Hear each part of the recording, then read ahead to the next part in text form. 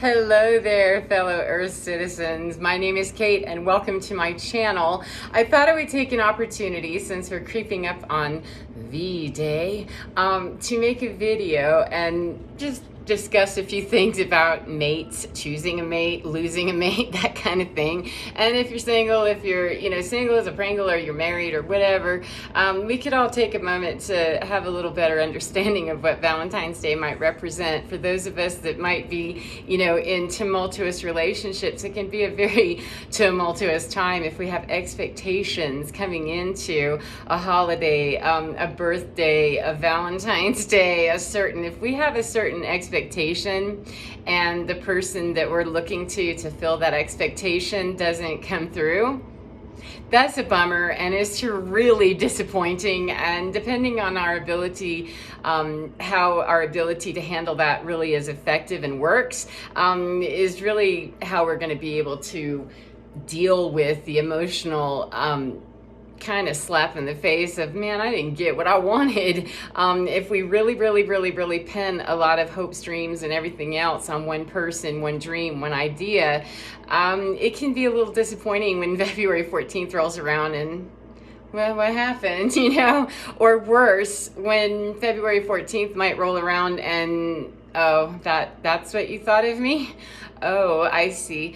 Okay. And, move on, or start sacrificing and saying, well, okay, I guess I love that I didn't even get acknowledged on that day. I guess that's all right. I guess it's just a verbal will be all right. That's okay. I'm not going to make comments about going through divorce in that process. I'm just saying, for me personally, I am divorced. And so 3 years later, I have to really look honestly that, first of all, do I really want to be in a relationship with someone? Am I in a position, not because I'm too snooty to be in a position to date someone, it's a matter of, am I truly in that position as the healthiest version of me that I can be? Otherwise, I'm being freak with my energy, and I'm going to bring freak into me. And I really don't want to do that. If I'm kind of, unclear, if I haven't clarified, uncluttered my body, I could be really very blindly and unawaredly, is that even a word? I could be unaware that I'm drawing to me, out of my confusion or my willingness to kind of slide and glide over here, that, have a standard, stick to it. And then when a person arrives, you can start talking and negotiating. However, if you just kind of are out there, possibly looking for a long-term relationship, and it's going to come through, a Valentine's experience or any experience with a certain expectation, we've got an end goal. Once we do this, then we're locked in. I found that, there's really nothing locked in.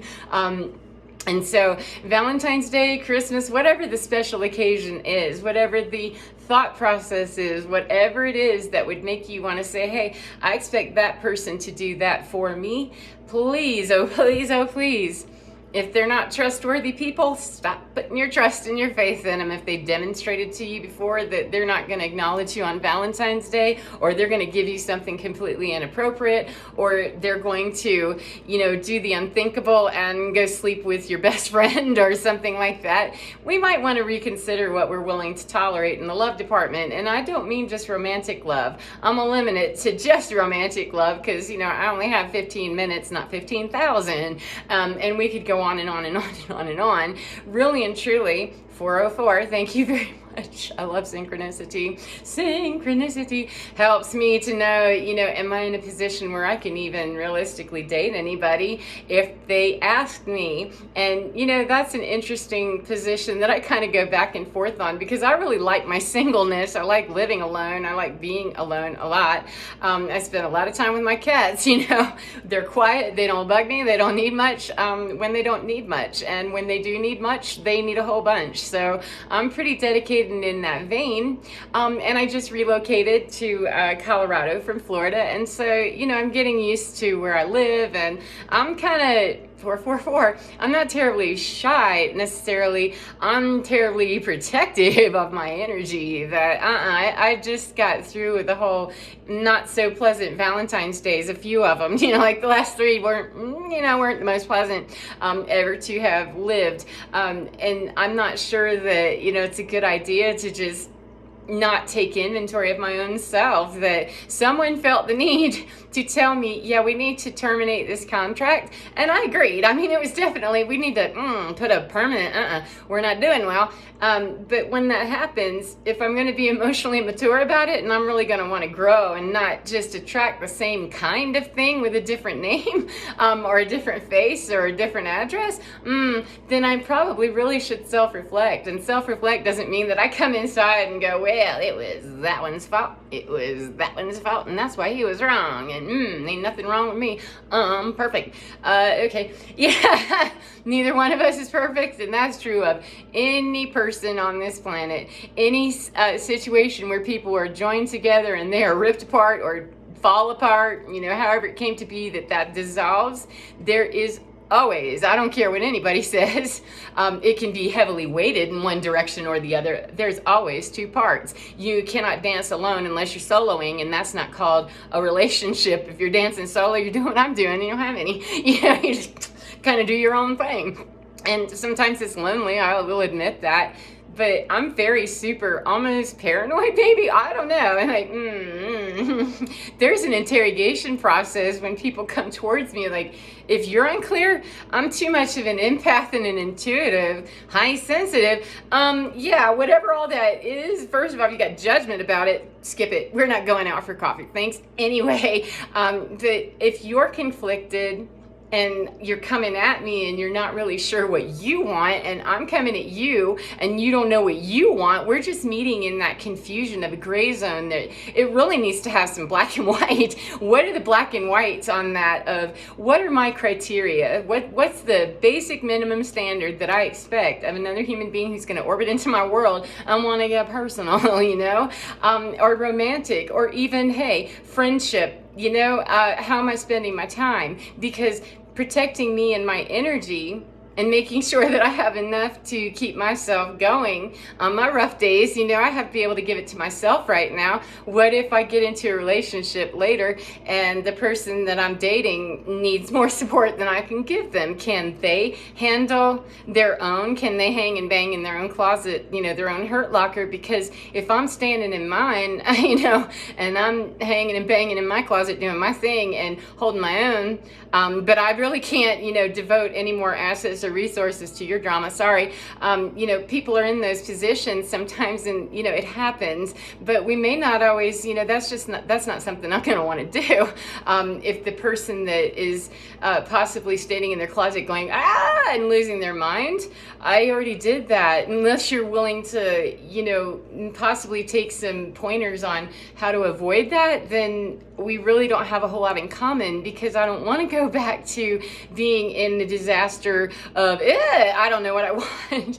that required to sit down there, Kate, and decide what do you want. And I really discovered that I have some physical criteria that's pretty important to me. I'm not hung up 100%. I have to be fair that, I leave it up to divinity to know exactly who those people are that need to be marching towards me in an intimate fashion, whether they'd be a lover or, a friend, close intimate circle. I trust divinity knows, how that's going to marry up, and that I really need to be listening very carefully in my ear to, okay, we're here. I want to be able to offer that situation, that space, that energetic meeting. I want to be able to meet that equally and in a healthy fashion that's going to cause us to continue to raise the vibration of ourselves and as the couple. Because remember that 1 and 1 is 2, but here's the new math that I want to do. You and me together, we're just 2 people, yet you and me, we create a third thing. We create the energy and the synergy and the Trinergy of our relationship. And, you know, when we bring that synergy together and it's whoosh, some people like that. Some people like very volatile love relationships. I don't dig it myself. But when we bring those combinations together and they're like TNT, I did that. I didn't like it. It was not something that I enjoyed. I did not know how to get out of that. And now that I'm on the other side of it, I had a lot of help with the divorce. Yeah, you're fired. That helped immensely, which, you know, I'll send the fruit basket and thank you note later. I'm not quite ready to do that just yet. But wow, you know, there's your opportunity to figure this out. Get your, you know, all your combo, because your lethal TNT combo there is happening all at your address exclusively. Right there, Kate, you're falling apart, exploding, and don't nobody want a piece of that. And I can understand it. You know, I can understand that it's scary, it's frightening. I wish it hadn't dissolved like that. But, you know, moving on is that, do I really want to meet that and be hanging out there, not clear about, I wish to have a certain look, you know, and I'm not hung up, like I said, because divinity knows I have a certain look, and, you know, height, weight, you know, and know that when I put my eyes on the right person, you know, again, when I put my eyes on that person, I know exactly who you are, and I'm pretty sure that you know who I am. And if I'm not having that, for me personally, my standard had to raise that I'm too old to get stuck in a, you know, possibly going nowhere relationship. And if I'm going to bother to go out there, then I want the gold, baby. I want to go Olympic with that I don't want the bronze. If I'm going to bother to go to the Olympics, then I want the gold. So how do I do that? It means that I keep my eyes open and I keep my eye open, my crown chakra, my heart chakra, my throat chakra to be speaking honestly about my feelings, my position, etc. And my ears, oh, definitely keep those wide open and listen to my guides and the spirit of the situation telling me which way is this going, which way is this going. And, you know, unless I know for certain what it is that my basic minimum standard is, if I already walk into the store and I have no idea what I'm after, clerk gonna run up and say, can I help you? Well, I'm not really sure what I'm after. I'm after a boyfriend. Cool, let's take you over here. And then possibly that person is going to run you through a bunch of options that aren't even your type, that aren't even, Please don't let the universe have your energy freely, because you're just going to get sucked up into somebody else's quantum wave. 1212, create your own, you know, be your own quantum wave, you know, sciencey kind of stuff of,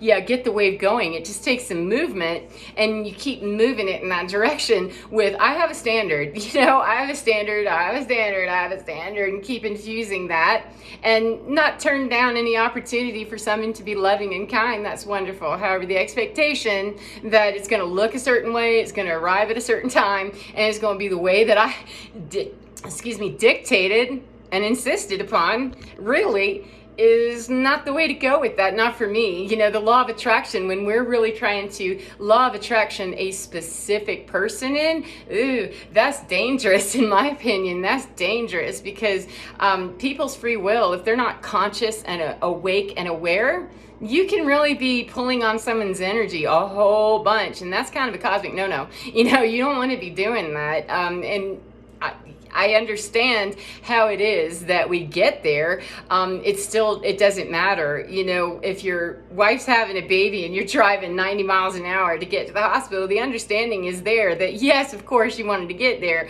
And if you cause an accident with 3 fatalities on the way, you're still going to need to explain to somebody about that. And, you know, there's not really any slide room on that. We understand how it arrived there, and it still is that there's a mess, and we all kind of have to work with that a little bit. So I'm doing my best to show up, just being who I am, and knowing that if Valentine's Day comes and there's a miraculous appearance of, you know, a tall, luscious, wonderful, then okay. And if there's not, there's a short, I don't know, pudgy man, then okay, we'll see. Let me check out those eyeballs, and I'll know, because the eyeballs are the window of the soul. And I'm looking to meet people that are part of my soul family that kind of 14, they know me and I know them, and we don't really have to go through all that, awkward stuff of the deets. We can get, yeah, I was born in Florida, blah, blah, blah. Okay, cool. And,